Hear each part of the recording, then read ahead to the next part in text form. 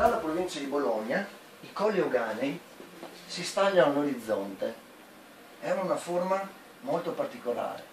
Sono proprio dei coni, ma veramente i coni vulcanici che escono dal nulla, cioè da un mare che è la pianura padana, in tutti i sensi, perché c'è un mare d'acqua sotto, c'è un mare di umidità sopra, c'è un mare di nebbia sempre, ma quando il sole esce fuori e dirada la nebbia, la visione è questa. Guardate che strana punta e che strana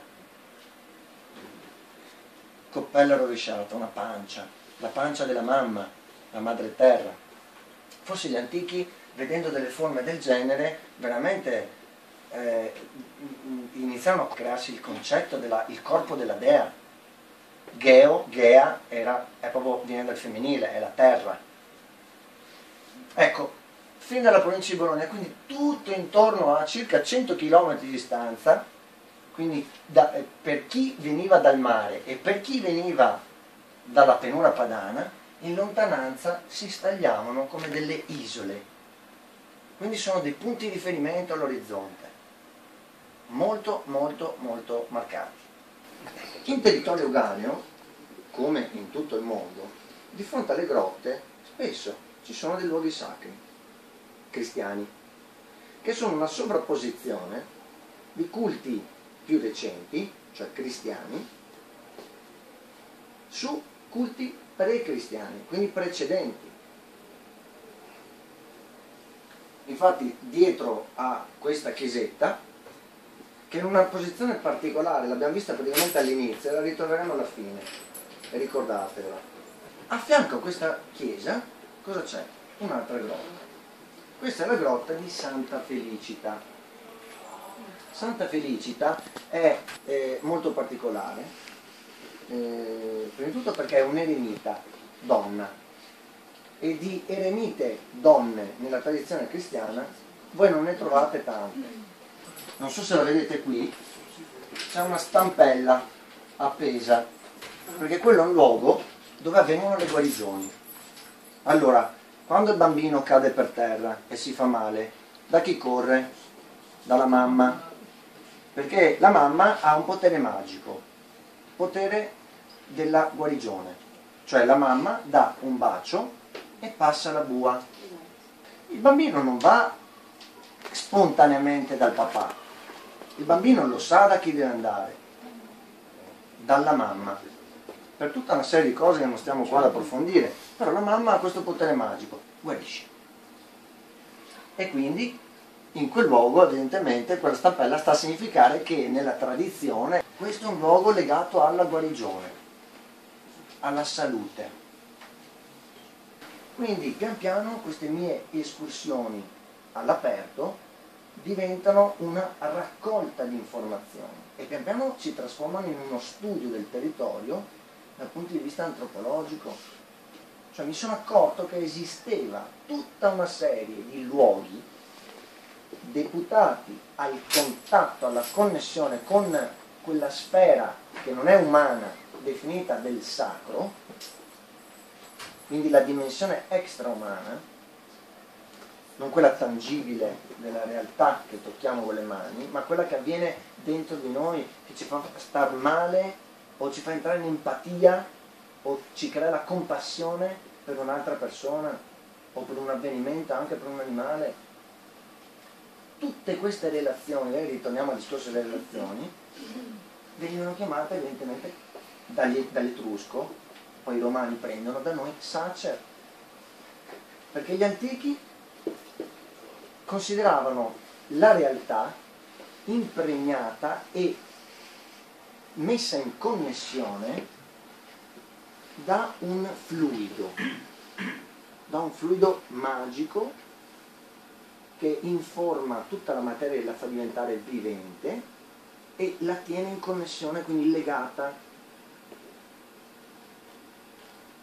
Questo fluido nell'antichità veniva chiamato prana, ad esempio nella tradizione induista, veniva chiamata pneuma dai greci, veniva chiamata chi dai cinesi, chi dai giapponesi, veniva chiamata mana dai polinesiani, è tuttora chiamata in questa maniera.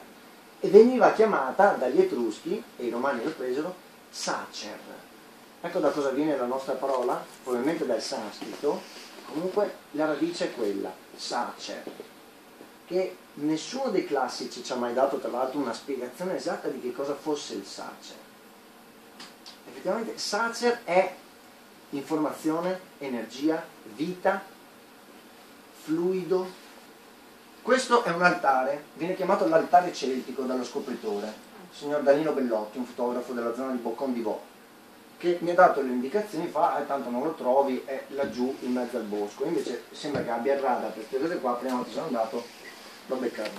Come vedete qui ci sono varie coppelle, il signor Natale e Valerio oggi ne hanno viste, perché poi noi giriamo quando abbiamo tempo libero, andiamo a esplorare il territorio. Oggi abbiamo trovato delle coppelle e dei segni, croci, stelle sulle pietre qua del territorio.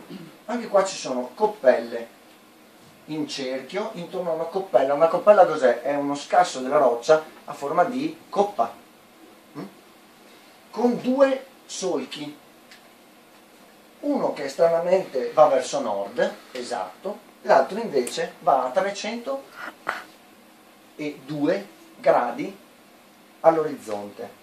302 gradi all'orizzonte, che corrisponde con il punto dove il sole tramonta solamente nel giorno del solstizio estivo, 21 giugno. Avranno un significato questi due solchetti? Non lo sappiamo. Qui entrano in gioco però i signori templari. Tra l'altro qui siamo a Padova, siamo a forse 800-900 metri da casa mia.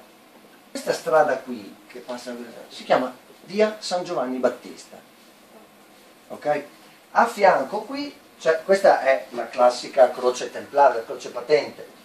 A fianco c'è una chiesa che si intitola, è intitolata San Giovanni Decollato, che è sempre lui, il Battista, gli hanno tagliato la testa, quindi decollato, ok?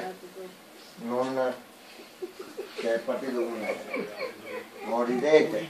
Allora, quella strada lì, che è via San Giovanni Battista, poi diventa via Sorio, ed è particolare perché se noi siamo al centro di Padova e guardiamo nella direzione di quella strada lì, che è dritta, alla fine di quella strada noi vediamo un monte che casualmente è il colle più alto di tutti i colli Euganei. Quello si chiama monte, perché sono 600 metri, quindi da colle viene promosso a monte. Monte Venda. La tradizione dice che lì c'era un tempio dedicato a Diana, Diana Dendia. V e B sono interscambiabili. Casualmente il sole tramonta esattamente sulla punta di quel monte lì il 21 dicembre, quindi è l'altro solstizio. Prima abbiamo visto il solstizio estivo, adesso invece vediamo il solstizio invernale, 21 dicembre, il giorno più corto che ci sia. Prima era Santa Lucia, 13 dicembre, poi con Gregorio hanno cancellato 9 giorni, hanno fatto slittare il tempo in là, è diventato di nuovo il 21 dicembre, la riforma gregoriana del calendario.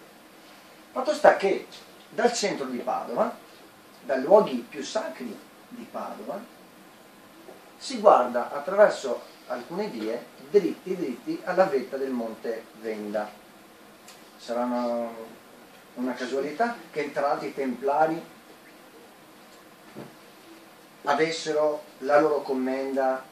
Erano due commende a Padova, una era dalla parte opposta della città che comunicava con il mare, diciamo, la zona del mare, qua invece siamo verso occidente, infatti il sole sta tramontando a occidente, tramonta, ed era un importantissimo, il più importante porto fluviale di Padova, e troviamo, come avete visto, le croci, i segni, i nomi di quella tradizione.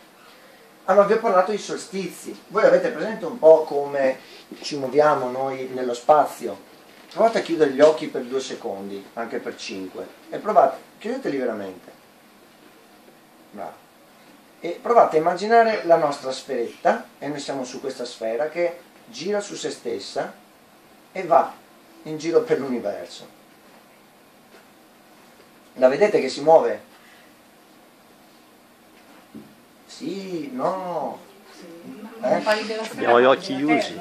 Sì, la sfera è la Terra. La Terra è un sistema solare, la nostra galassia che sta nell'universo. Riesce a vedere tutto. No, io ho immaginato la Terra che se ne andava in giro per l'universo. Perché noi andiamo in giro per l'universo? Sì, assieme al sistema solare però. Assieme a tutto. Assieme a tutto. Fatto sta che a me interessa solamente la Terra in questo momento, ok? Voi lo sentite che ci stiamo muovendo? No, che sì, no, dai. Gli esseri umani non hanno la percezione del movimento, c'è la lui gravità. Lui lo sente.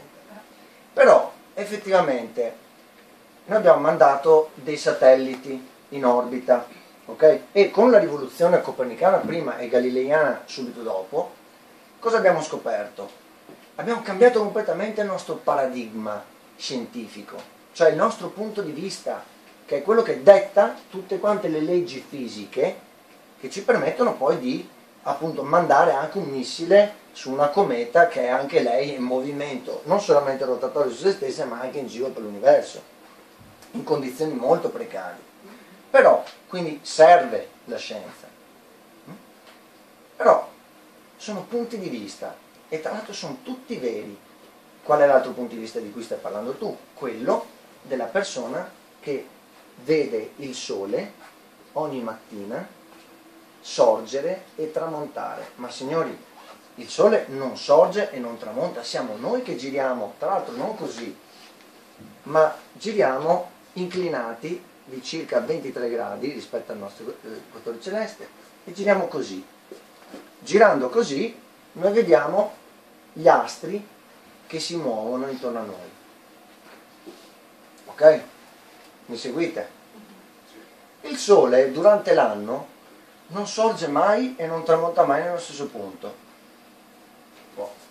Questo è lo schema, tanto per far capire un po' che cosa succede nel nostro orizzonte visivo ogni anno, ogni giorno. Se noi avessimo il tempo, senza fare niente, mi metto là e guardo il sole. Ma oggi sorge di là e tramonta di là. Lo osservo e scopro che se io sono l'osservatore qui, questa è l'est, quindi sorge da qui il sole. Il 21 marzo, l'equinozio di primavera, sorge da qua e sale su, arriva allo zenit e scende giù e tramonta esattamente all'ovest.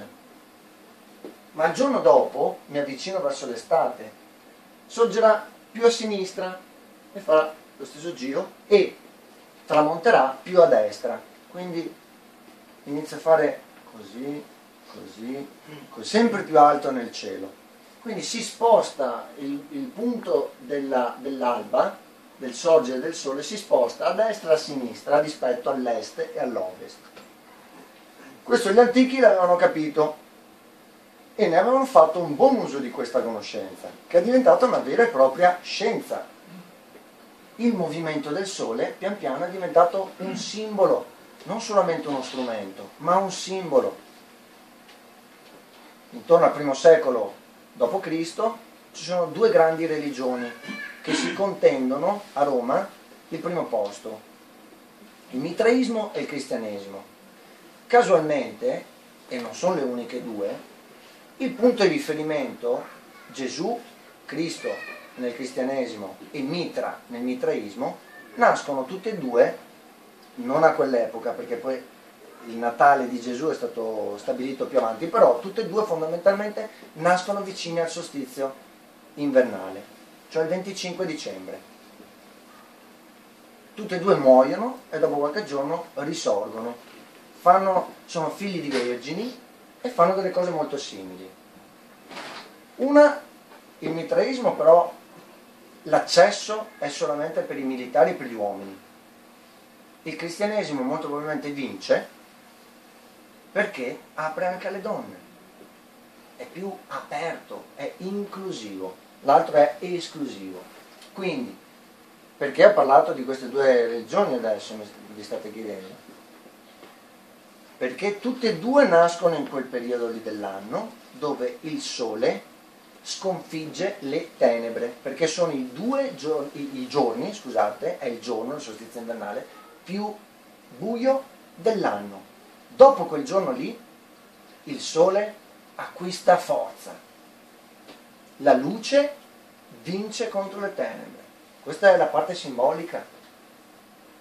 Quindi come strumento invece serviva agli antichi per stabilire e avere un orologio. Cioè noi oggi basta che facciamo che ora è, sono le 12:45. Che giorno è? 22 novembre 2014. Nell'antichità non era così semplice, così scontato. L'orologio, sapere che ora è, che giorno è, era fondamentale per tutte le attività agricole, di caccia, perché in quel periodo passano gli uccelli che in altri periodi non passano. In un certo periodo nidificano, in altri periodi invece si accoppiano, in altri periodi invece vanno via.